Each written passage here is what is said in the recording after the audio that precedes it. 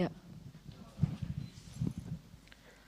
Yeah, I can understand మా వాళ్ళ emotion ఇదంతా కూడా. అంటే I'm used to this kind of situations. అంటే చాలా కాంపిటీషన్స్లో మీ అందరికీ కూడా తెలుసు, చాలా కాంపిటీషన్స్లో సినిమాని రిలీజ్ చేశాను.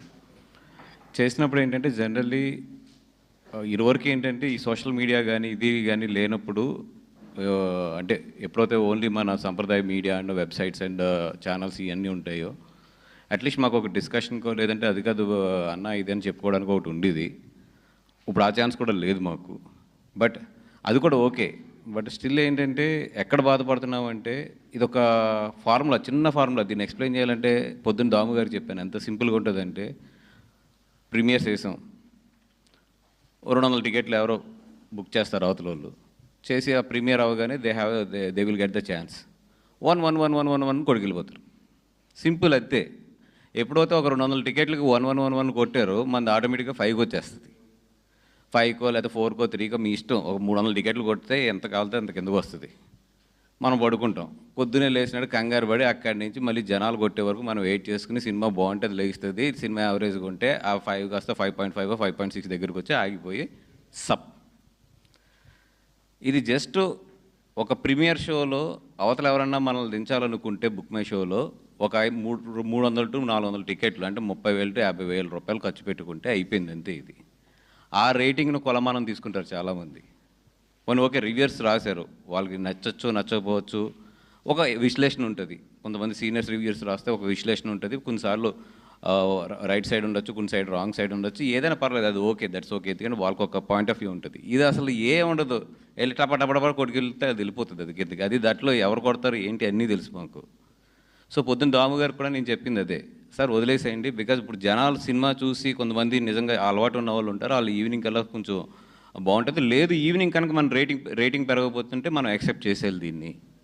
సో వదిలేసేయండి ఈవినింగ్ వరకు అన్ను. ఇప్పుడు బాగుంది, 7.5 7.6కి వస్తుంది. మేబీ బాగుంటే రేపు పొద్దున్న 8కి వెళ్తుంది, 8.5కి వెళ్తుంది, 9 కూడా వెళ్ళొచ్చు.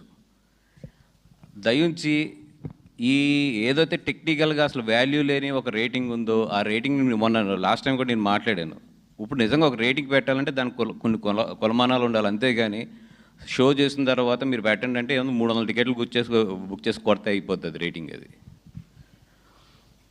సో బట్ 300 టికెట్లు అవతల కొడితే మళ్ళీ 300 జెన్యూన్ పీపుల్ యువతలు కొట్టాలి దాన్ని మళ్ళీ పెంచాలంటే మాకు.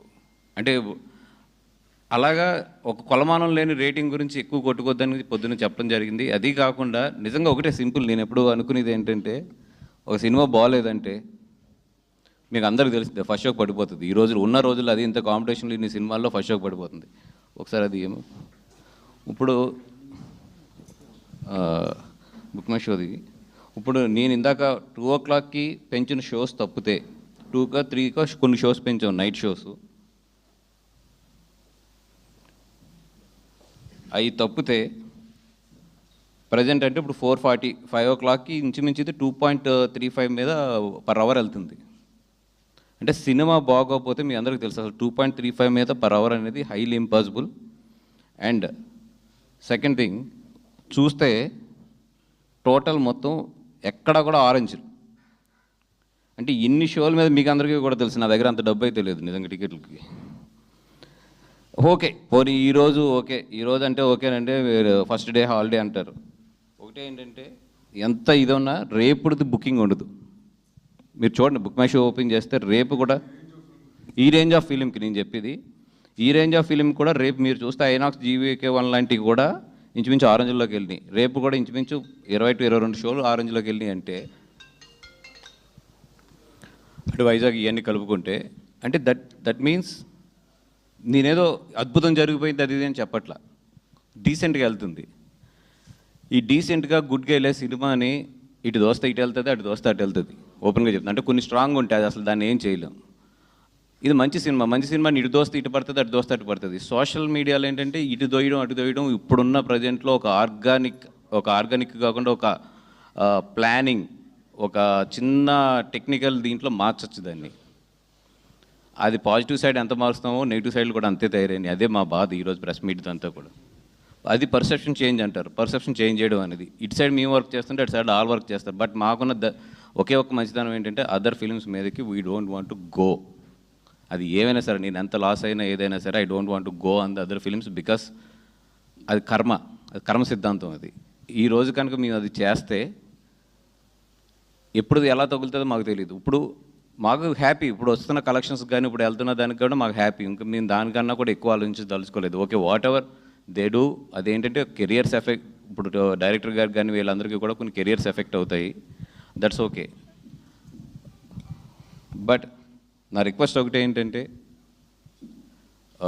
చాలామంది సీనియర్ జర్నలిస్టులు ఉన్నారు, చాలామంది ఉన్నారు. ఇప్పుడు సోషల్ మీడియా అనేది మీకు తెలుసు ఎలాగ వెళ్తుంది ఏంటి, అది అంతా ఒక ఆర్గనైజ్డ్ ఇది కింద తయారైంది, ఇదంతా కూడా మీకు అందరికీ తెలుసు.